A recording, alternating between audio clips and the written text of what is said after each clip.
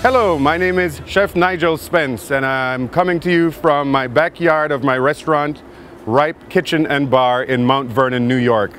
And today I'm going to grill 1-inch thick ribeye with butter.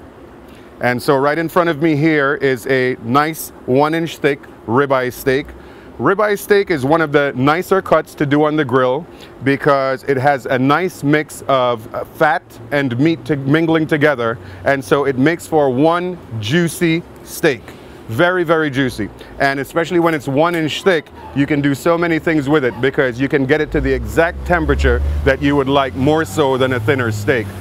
That's why we have ourselves a really huge steak. We do these here at the restaurant quite often, not quite as thick as 1 inch, but still very wonderful. And being that we're a Caribbean restaurant, we do a lot of jerk steak, just like this. So here we go. I'm gonna season this baby up here. I just have some very nice kosher salt. That's gonna go right on top. Season it liberally because this steak is very, very thick. Kosher salt is a very pure salt. It's not quite as salty as your regular iodized table salt or even sea salt, so you can be a little bit more liberal with it, and the granules are a little bit thicker. Some purists do not like to put black pepper on before it goes on the grill. They like to do it after. I like to do it both. I put it on before and after. I love black pepper. I love a lot of spice, and so here we go. I also put a liberal amount of black pepper on here.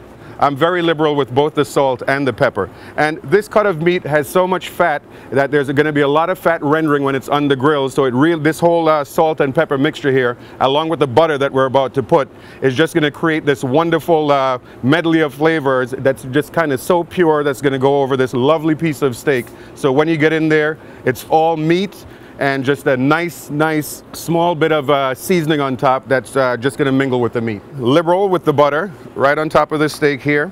You could have put the butter on before, you can put it on after, it doesn't matter. Sometimes if you put the butter on before, then when you put the salt and pepper, it'll stick to it. I kind of like to just create like a whole little marinade going on here. If you really want to, you can also take the edge of your knife and kind of stick a couple of holes in there so a bit of the salt and pepper gets on the inside. Don't have to, that's not my thing. I like the inside pure and the outside having all the seasoning. So I'm gonna flip it right over here. This time I will take the butter first, to just give you an idea how that works. Very liberal with the butter. More butter, more flavor. Very liberal with the salt and the pepper.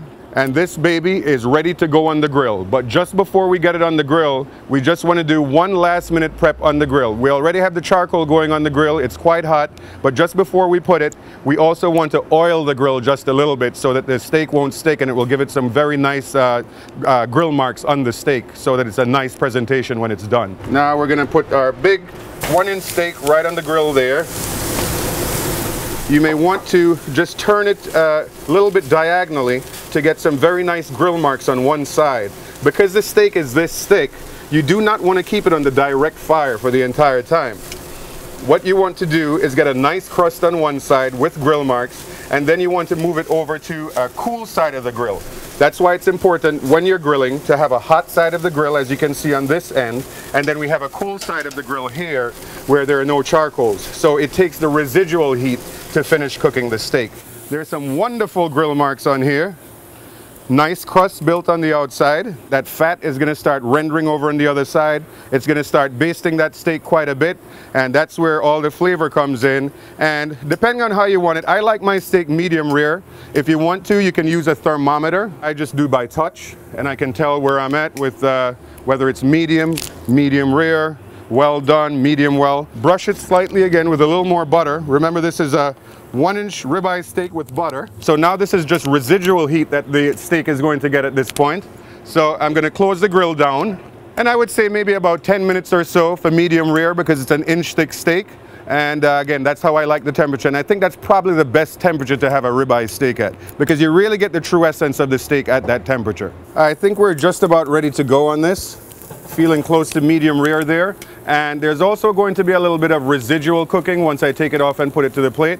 So it's just not quite medium rare, but by the time we leave it on the plate to rest for about 5 or 10 minutes, which also makes the juices redistribute in the steak and makes it a lot juicier, of course, that's when it will be right at that perfect temperature of medium rare, which is the way I like it. We're ready to go. So here is our 1-inch ribeye steak here, all done. It's rested for about 10 minutes or so, and You can just adorn it with a little bit more butter, which is pretty much going to be your sauce for this time around. This is just a very simple steak. Ribeye has so much flavor just with the salt and pepper, bringing out the natural flavors from the ribeye. You don't need anything else. And so what you can actually do with this, if you're going to be serving it to somebody and to impress them, you can just kind of garnish it with some pea shoots. These pea shoots can be eaten raw. And so this is it. Your big 1-inch thick ribeye steak adorned with butter and a little bit of pea shoots as a garnish. Wonderful. My name again is Nigel Spence, and I'm coming to you from Ripe Kitchen and Bar here in Mount Vernon, New York.